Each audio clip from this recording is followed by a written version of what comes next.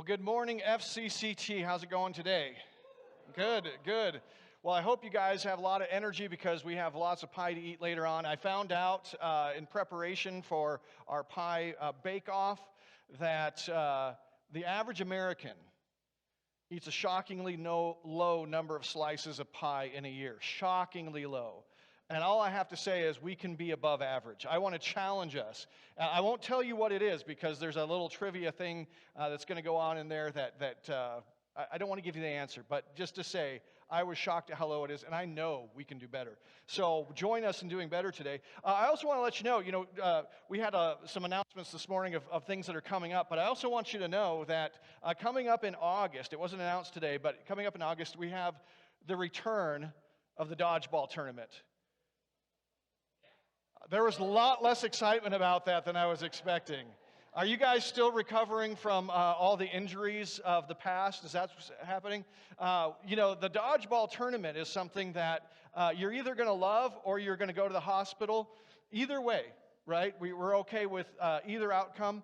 But form your teams, right? So be thinking about teams, be thinking about forming your teams. And also, as last time, there will be awards given for best team uniforms. So be thinking about how to make sure that you guys win that. Matthew chapter 27 is where we're going to be today.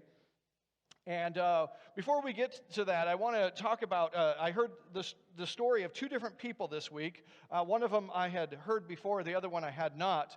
The first one was the story of Dietrich Bonhoeffer. You guys probably are familiar with him. Wrote a book called The Cost of Discipleship. Wrote some other books as well. And Dietrich Bonhoeffer was a guy whose family was very, very well known. His father was the most famous psychologist of the day in Germany, and extremely well known, extremely well respected. And he grew up with a lot of privilege, a lot of money, and he shocked his family. He was a great musician, and they all thought he was going to go into music, but he shocked his family when he decided to go into theology.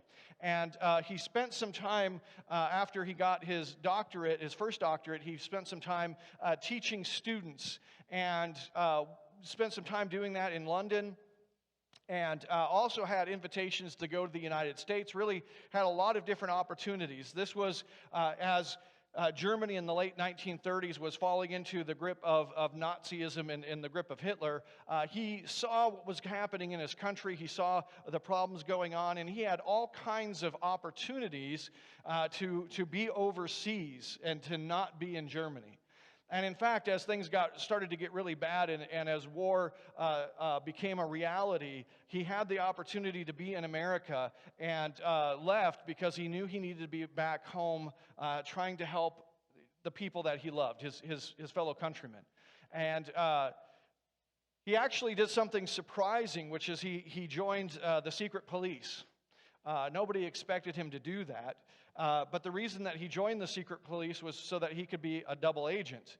And he was arrested and sent to prison because he helped 7 Jews get across the border.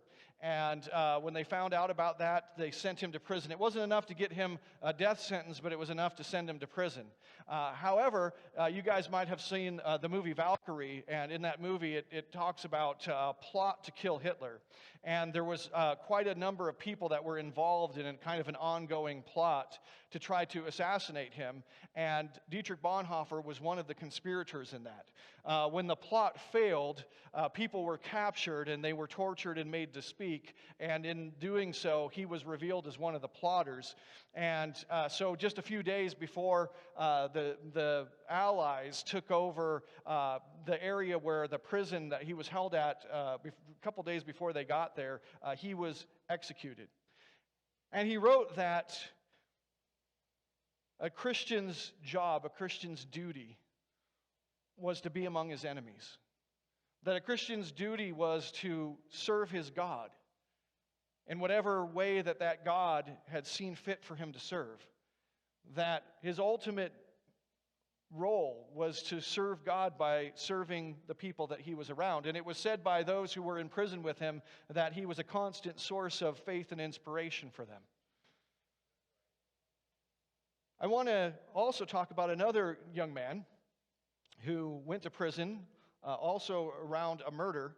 And this guy named Ali Gonzalez was a guy who grew up in Southern California, had a very dysfunctional family. His father was sent to prison for raping his sister, and things were really bad in the household. He ended up running around doing a lot of gang stuff when he was a teenager, and ended up deciding that he would be better off going down to Mexico, where he became a hitman for a cartel.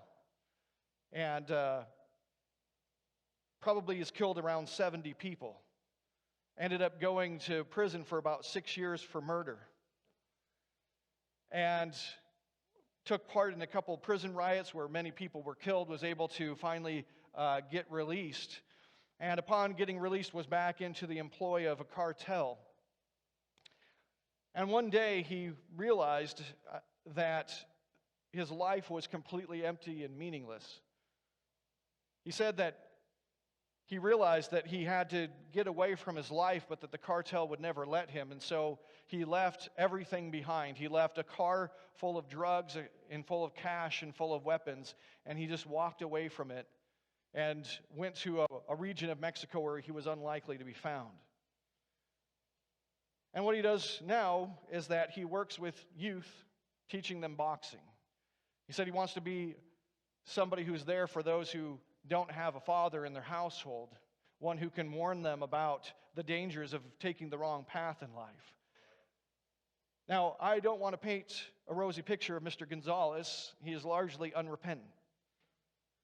But the interesting thing is, he said, I found that money and power, women, respect, violence, everything that I had, everything that most men want in my life. In my life, I found what most men want in their lives. And I found that it was completely empty and meaningless. And the only thing that he's found that has any meaning in his life at all is to serve other people. I don't know that he's doing that as a Christian. I suspect that he is not.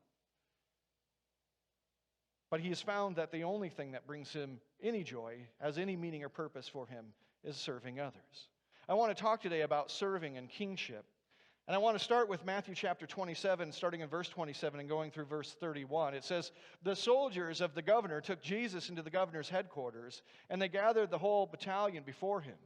And they stripped him and put a scarlet robe on him, and twisting together a crown of thorns, they put it on his head, and put a reed in his right hand. And kneeling before him, they mocked him, saying, Hail, King of the Jews.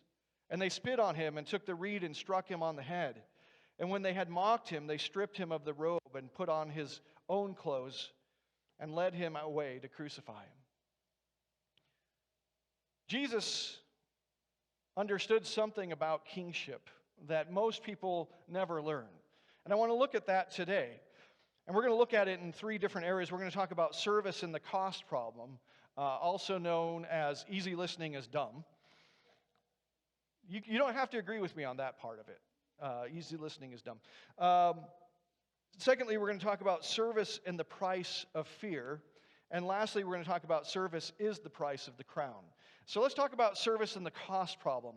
I was listening to a guy this week. His name is Rick Beato, and maybe you've heard of him. He's a guy that's been a music professor. He's a music producer, and he does a lot of YouTube videos and things like that. And one of the things he does is he kind of listens to music and talks about why he thinks it's good or bad. But he talked about the problem of modern music and the lack of inspiration or the ability for modern music to inspire. And he wrote about this in terms of the fact that he gets all kinds of emails every week because he was a music professor, because he's a producer, he's in the music business. People are always sending him, I want you to listen to my song. Right? That's the danger of being in that profession. I want you to hear my song. He said something's changed though. Something has changed. It used to be somebody said, they record themselves on the guitar, they record themselves singing, they send in their tape and they want you to listen to it. Now it's something else. It says, what he gets now a lot of is, and in fact he read an email that he had just gotten a couple days before that said, hey, I don't really know much about music, but I created this music on this AI site and I want you to listen to it and tell me if it's good or not. That's been the replacement for kind of the demo tape is I've written an AI song. And somebody had joked that there's going to be a new music award category, Best AI Prompt of the Year, because so much is being written with AI now. And he kind of goes through the progression of how music has changed and how it was usually, in the past, it was live musicians who came in and recorded. Even with big, popular, well-known bands, often when they were lacking inspiration or they didn't really know how to make a song unique, they would bring in studio musicians who would come up with things and even teach them how to play these things when they went out on tour. But the problem is that studio musicians, that there was a cost involved in that. And so when the technology got far enough, what happened was that you could sample musicians playing certain things, and then you didn't need the musicians to come in anymore. You had the sample, and you could just create what you wanted to out of that. He said it got easier and it got cheaper. And he said the problem is that in his mind, if music is too easy and too cheap, it loses something. And he said, in his mind, the thing that's wrong with music today is that it's too easy and too cheap. And it's not just in the playing, it's also in the listening. And what's strange is that you have a lot of companies now, record companies, I don't know if you guys have heard about this, but are starting to sue AI websites for copyright infringement.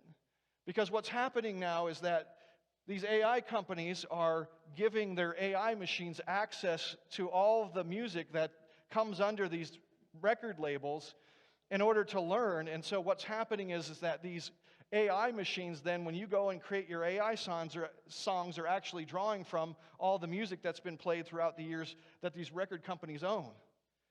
And so even though it's not a direct copy, they're trying to go back and sue these companies for plagiarism, to the point where somebody said that what really AI is it's advanced plagiarism software. The problem also, he said, was not that music is so easy to create now, but music is so easy to listen to. And he talked about some things that maybe you guys remember. How many of you guys remember buying your first album, your first CD, if you're of a certain generation, or your first, for me it was a cassette. I'm way back, cassette. I remember buying my first cassette. How many of you guys, the first music you ever owned was digital on a computer? Raise your hand if it was the first music you ever owned was digital. Okay. How many of it was CD? Okay, quite a few. How many of it was cassette? Okay, a few. Anybody 8-track? We have any 8-track? Oh, wow. Nice. Yeah, be proud of that. Yeah. Anybody record? Record was the first one? Okay, a few of you. Okay, nice. So the thing is that, you remember, do you guys remember saving up your allowance to go down? And you had to go down to the store and hope that they had what you were looking for. Do you guys remember that? And you remember, you saved up. I remember I got $3 allowance a week, and it was like $8.99, I think, for buying a cassette. And so I had to save like 3 weeks, basically with tax. It was basically a month to go down and buy my first cassette. And when you got it, then you listened to it over and over. Do you guys remember that? Listening to it over and over again. And then maybe for Christmas you got a Walkman I got the GPX. It was the off-brand Walkman, right? The GPX. And but then you had to pay for batteries to put in it, right? And we were always out of batteries. And where can I get batteries? And so there was a huge limit to how often and where and when you could listen to music. And because of that, it became something special. One of the things that Rick Beato was saying, that in 2023, an average of 100,000 songs were added to streaming services each day. Every day, 100,000 songs. Now, you can listen to whatever music you want, whenever you want. And the problem is that because of that, it becomes something that's kind of background. It's not something, because you're not sacrificing for it, it doesn't seem as special as it once did. Now, I'm not saying any of those things are particularly true or not. I'm saying this is a guy's view of the situation. And what I'm saying is that it's interesting that that's his view of the situation, because if that's true, if that's largely what's happening in music, then it mirrors some things that seem to be true in other parts of the Scripture. What's the value of struggling with something, of paying for something, of serving something? What's the value of putting resources into anything?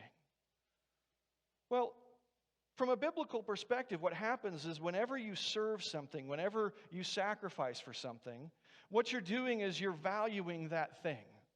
And in the Bible, that valuing of something is known as worship. And from a biblical viewpoint, what seems to be the case is that you become what you worship. Because ultimately you worship that thing that you put your life in service to. You become what you worship because ultimately you will put your life in service to the thing that you hold in highest esteem.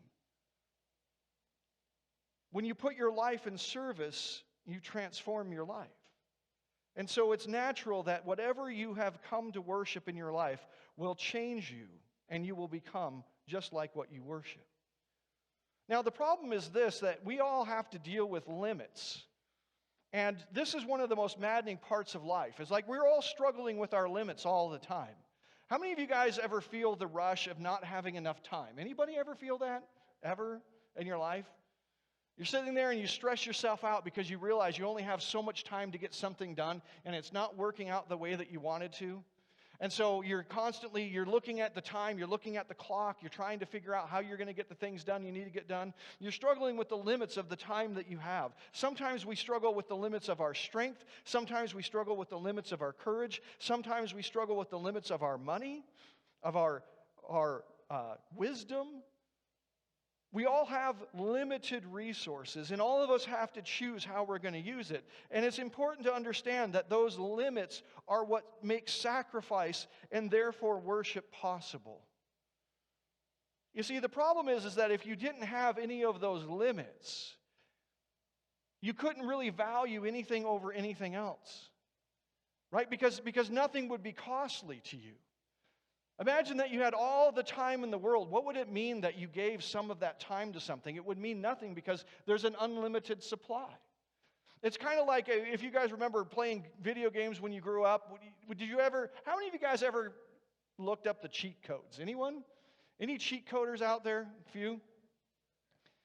So the thing that's funny is when I grew up, the cheat codes weren't as big of a thing as when my sons grew up. But I watched my sons grow up, and it was interesting that at some point, the cheat code always came out, right? So they usually had Xbox, and so, you would go down twice, and then over 3 times, and then push A button twice, and then, there was always some kind of thing, and if you did that, you would unlock different cheats. And so you could unlock, unlimited power, unlimited money, unlimited resource, unlimited anything. It was interesting to watch them do this because for a while it was super fun, but it was always the death of the game when the cheat codes got unlocked. It was always the death of the game because even though it was very fun at first, it took all the challenge away from the game. It took all of the enjoyment away from it. And so the games would end up kind of going by the wayside. The fact is that our limits are placed on us not as some kind of punishment to us, but because without those limits, we couldn't value anything. And what those limits do is they force us into choosing carefully what we will value. Because we don't have unlimited time, and we don't have unlimited money, and we don't have unlimited wisdom, it really is important that we choose the right things to value. What will you serve? What will you put your life in service to? That only has meaning because you don't have everything at your fingertips. And so you have to choose carefully what is going to give you the greatest return on your service. We talked about different kinds of failure earlier in this sermon series, and it's true that one of the types of failure is to invest too much in the wrong thing. But a bigger type of failure that most people are much more accustomed to is failing to choose and make a choice on what they're going to serve at all. When you serve or worship, you give yourself to something and thereby you value it. And in doing those two things, you are transformed. You put your mind and your soul and your strength into the service of these things. In Matthew chapter 22, verse 37, it says, "And he said to them, you shall love the Lord your God with all your heart and with all your soul and with all your mind." What is he saying? He's saying that God is the thing that is worthy of giving everything to. You have a limited amount of anything, and you will never go wrong with putting everything at the disposal of God. And you say, well, I don't know about that. I don't know. That seems very strange to me. That seems... For a normal person, if we were to go down to Mill Avenue and just invite those people to come to our church this morning to sit in the pews, and they have no exposure to Christianity, it would seem so bizarre to hear me say that you should give everything that you have and everything that you are to God, because, I won't have anything left. You won't. The question is, can you trust God that in giving everything to Him, you will get the greatest return possible when you put it in His service, and He is the one who is acting through you, when He's working through you? Will you get the most out of your life that you could possibly get? Will you get the most meaning? Or, like Ali Gonzalez, should you try to pursue other things? Ali Gonzalez was feared, he was respected, he had money, he had women, he had all the things that a lot of men say they want. And what he found is that life was completely empty. If you give just some things to God and hold some things back, will you make a better investment? You see, the interesting thing, the thing that we fail to understand is that the cost of service is the point of service. Because when you serve, you worship. And when you worship, you are transformed. That's why it makes sense to bear the cost of service. When you put everything in His service and He acts through you, what happens is you disappear and He appears. And that sounds really weird because you say, well, I don't want to disappear. Well, let me show you why you might. In Galatians chapter 2, verse 20, it says, "I have been crucified with Christ.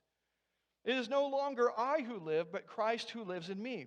And the life I now live in the flesh, I live by faith in the Son of God who loved me and gave Himself for me." Paul's saying, I don't live anymore. I'm dead. I've died. It's me, the me that I had before is gone. I've given that up, and I've placed myself in service. My life, the life that I live is now in service to Christ. It is not I who live, but Christ who lives in me. Now, why is that smart? Well, think about it this way. If you have let's say, the greatest guitarist in the world, he has given his old life up. There might have been things that he wanted to do. He might have wanted, instead of playing the guitar, he might have wanted to be a blacksmith. He might have wanted to be a homesteader. You know, he might have wanted to be a computer analyst. He might have wanted to build the next greatest AI. And then he could have not had to worry about learning to play the guitar. He gave all that up, and he gave himself over to playing the guitar. And you might say, well, the life that he had before is gone, but is he disappointed by the new life that he has? The thing is that the old he has disappeared, and there is a new him that is there now. But is that new him, is he lesser for that? You see, the point here is important, that when you trade in your life and you get back, when you say, I'm going to give my life up, I'm giving it up completely, and I'm going to let Christ dwell in me. What is now your life? What does your life look like? What do you look like? You have been transformed. Is there anything of Christ that is lesser than you? In that trade, when you've given up yourself and you've gained Christ, is there any category of your old life where now you are lesser being Christ than you were before? Is there a diminishment of your glory? Is there some place where you say, you know what? Jesus is just not as good as blank at blank than I am. Jesus might be great about a lot of things, but man, he was a terrible tiddlywink player. Do you guys remember the game Tiddlywinks? Anyone? Yeah, there's nothing out there right now. Nothing. You're not missing anything. So he's just not. I was way better at tiddlywinks. Jesus just is. Here's the thing I'm saying is that when you give your life over to Jesus, that everything becomes more glorious.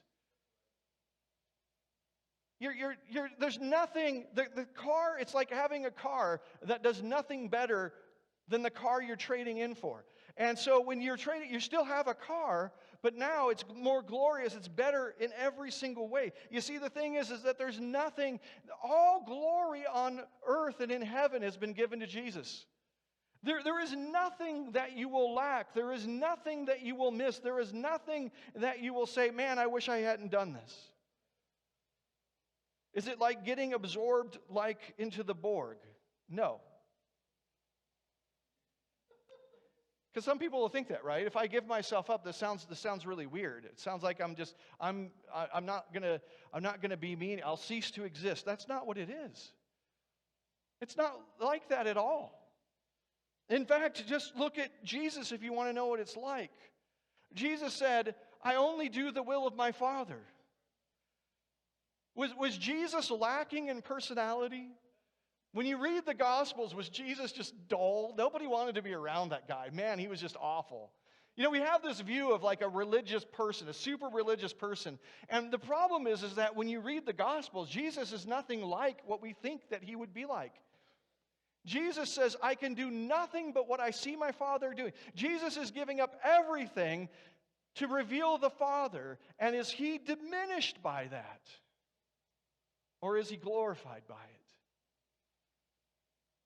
Do we think that if we give up everything to serve him, that we'll be diminished by it?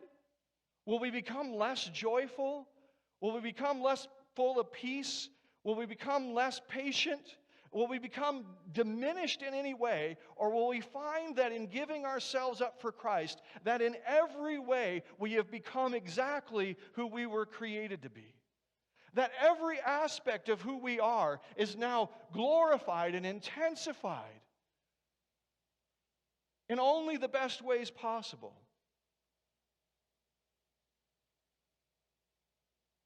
Jesus goes to the cross in service to us because he is revealing the character and nature of the Father. It's his submission to the Father that sends Jesus to the cross, not his submission to us. He is the Son, but he is glorified. So let's talk about service and the price of fear. Because I think this is one of the problems that we have, is that we really fear giving ourselves over to serving anything or anyone, but especially God. There is such a fear that people have. Dietrich Bonhoeffer said something interesting. He said, death holds no fear to the one who has already given up his life.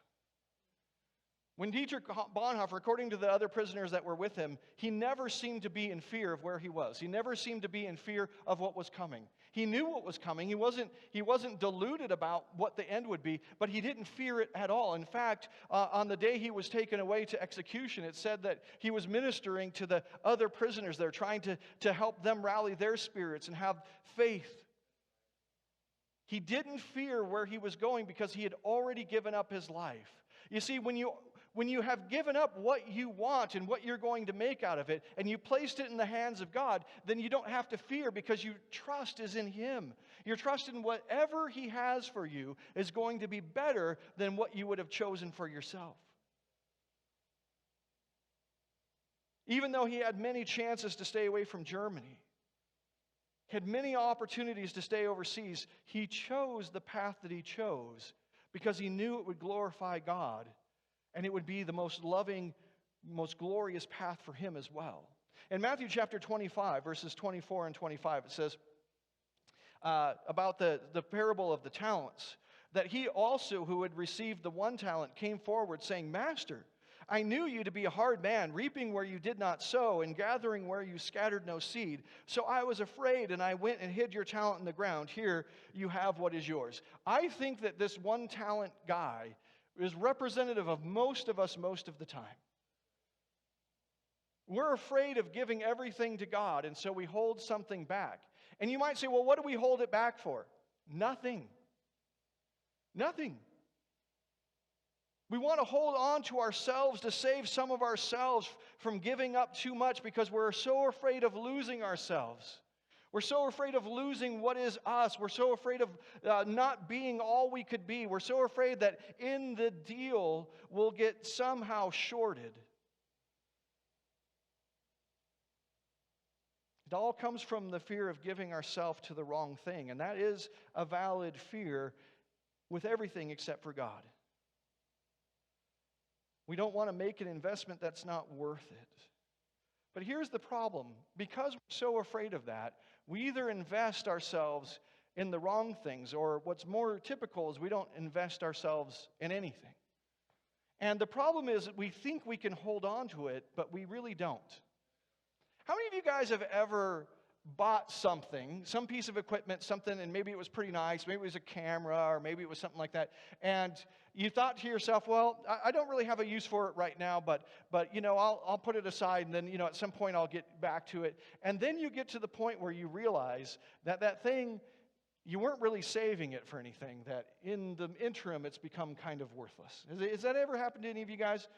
I remember my parents would hold on to things, and then I would see them and go, what are we holding on to this junk for? And that's me now. I've now become my parents. I got this mountain bike, got it a long time ago. And I got it from a guy who just had it. He bought it. It was nice. He said, it's too nice for me to ride to school. I'm tired of stuff getting stolen off of it. So I'm giving it to you for a great price. And I bought this. It was like top of the line mountain bike, full suspension, so great. And I got it for an amazing deal. And not too long ago, I went in because I was having some problems with the shifter. I hadn't ridden in a long time. Shifter wasn't working right. And I remember taking it in to the shop. And they looked at it and they go, wow. And the guy was like, hey, come over here. It's like an archaeological discovery had just been made. Like, come over, you got to look at this thing. I've heard about these, but I haven't seen them. I was like, well, gee, has it really been that long? Yes, it has. And I said, well, here's what I was hoping. I was hoping to change this and do this. And they're like, no, you can't. Why not? Dude, this thing's got 26-inch tires. Those don't exist anymore. Somehow, while I was checked out doing other things, the whole world of mountain biking moved on without me. They didn't even ask if it was okay to move on without me. They just moved on. And so now, everything's got different size tires, all the frames are different, everything's different. My bike is a museum piece. In the interim, I wasn't saving it for anything. It's only worthless now. Here's the thing that's interesting, is that's the way that it works in our life. It's like keep holding on to seed. That if you don't put it in the ground, if you don't invest it, it spoils. Think about the average person who's maybe living somewhere here in the valley. The average person, he doesn't give too much to his family. I mean, he's there, he talks to his family and everything, but he doesn't give too much to his family because he's afraid of being disappointed or hurt. He's afraid that the love that he shows or the investment that he makes or the sacrifice he gives won't be returned by them. And so he just doesn't give too much. And he doesn't give too much at his job either because he doesn't want the company taking advantage of him because that's the way his company is, you see. And so he doesn't give too much at his job either. He gives enough. He doesn't get fired, but he gives enough. And then he doesn't give too much to his country either because he says, I'm not dying for a flag or something like that. He's no fool. And so he doesn't give too much to that. And he doesn't give too much to his God because, he knows as a person that he's not as bad as a lot of other people. And he's not some religious weirdo or wacko. And so he tries to live a good life and be a good person, but he doesn't give too much to that. And at the end of his life, he's been saving all of these investments. And on his deathbed, does he say to himself, boy, I'm glad I held on to all this? Is that what he says? Or does he look back at his life and have regret? And when they hold his funeral, do people stand up and say, this guy just, what he meant to me was so much? Or do they say, oh yeah, that guy died? I kind of remember him. Was he that guy that had, oh no, that wasn't him. Was he that? He had no impact on anything. And because of that, he made no impact on anyone. In John chapter 12, verse 23 through 26, it says, Jesus answered them, "The hour has come for the Son of Man to be glorified. Truly, truly, I say to you, unless a grain of wheat falls into the earth and dies, it remains alone. But if it dies, it bears much fruit.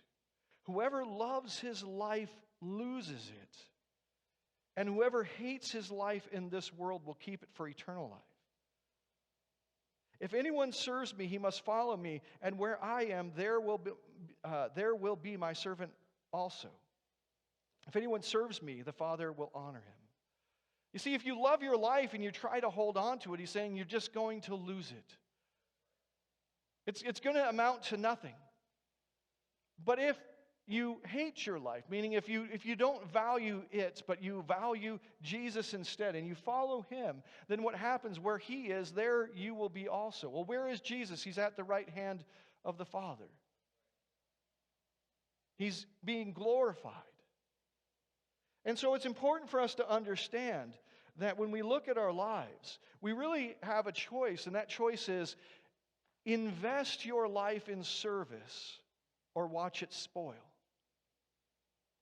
So let's finally look at service as the price of the crown. Jesus, in the passage that we read, was taken, and as they were mocking him, it says that they twisted a crown together, a crown of thorns, and they put it on his head, and they put a reed in his right hand. And kneeling before him, they mocked him, saying, "Hail, King of the Jews." They put a crown of thorns on his head as a way to mock him. But in reality, the crown of thorns is the only crown.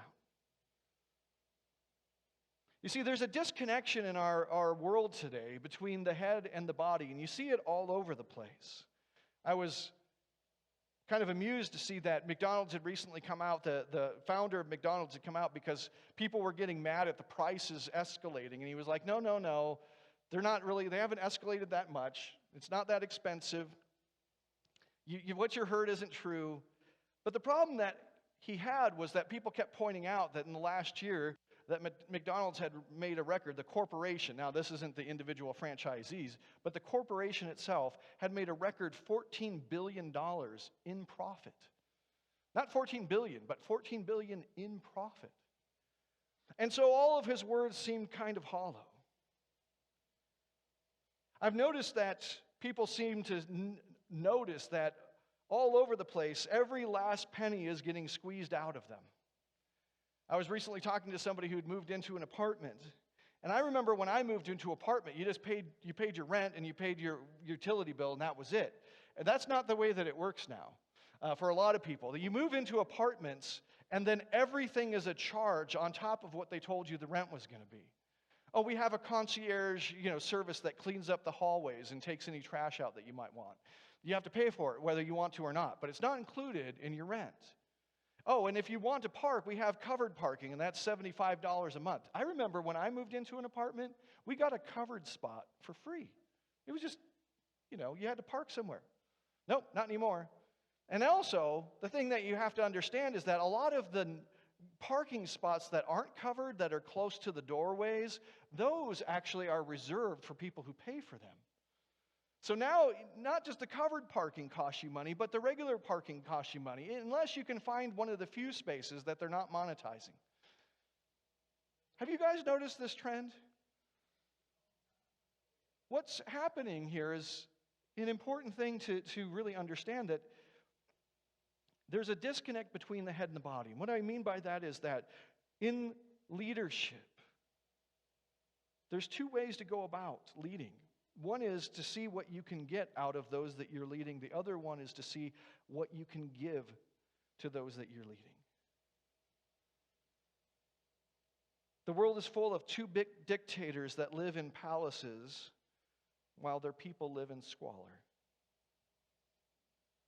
But my king died to give me life. My king died to give me life. If anybody had the right to see what he could get out of me, because he had created me and created the world and created everything, it would be God. But my God, the God that I worship, the God that I serve, he died to give me life. And so when my king invites me to the cross in order to give me the crown, it's not to get something out of me, but to give me something of greater worth. In 2 Timothy chapter 2, verses 11 and 12, it says, "This saying is trustworthy, for if we have died with him, we will also live with him. If we endure, we will also reign with him. If we deny him, he will also deny us." You see, why does Jesus offer me the cross? Why does he offer me the crown of thorns? Because that is the crown of glory. Giving up my life to serve means giving myself to glory. When I serve, I put myself aside and I take on and become like Jesus. Just like when somebody who doesn't know how to play an instrument puts off that old self who didn't know how to play and puts on the new self that knows how to play, they gain in the process. When I put off my old self to take on Christ, Christ is glory. And so by serving, I am clothing myself with glory. I am becoming more than I ever could have hoped to be. I am not being taken advantage of, but I am being elevated. In our church, we like to talk about believing, belonging, and becoming. And what do we need to do? Because we need to put the message that we hear from Scripture into practice. What do we need to do to put this into practice? Well, we need to believe that the call to service is really a call to kingship. We really have to believe that when we serve, we're not giving up, we're not becoming less, we're actually being glorified. We need to belong to Christ by living as he did, by putting on Christ, by walking in the Spirit, by giving our life to serve him. And we need to become glorious by giving ourselves to the transformation that he intends for us. I'd like to invite you, like every week, to look this week at our conversations with God, where we'll be talking about how do we do this exactly? How do we put this into practice?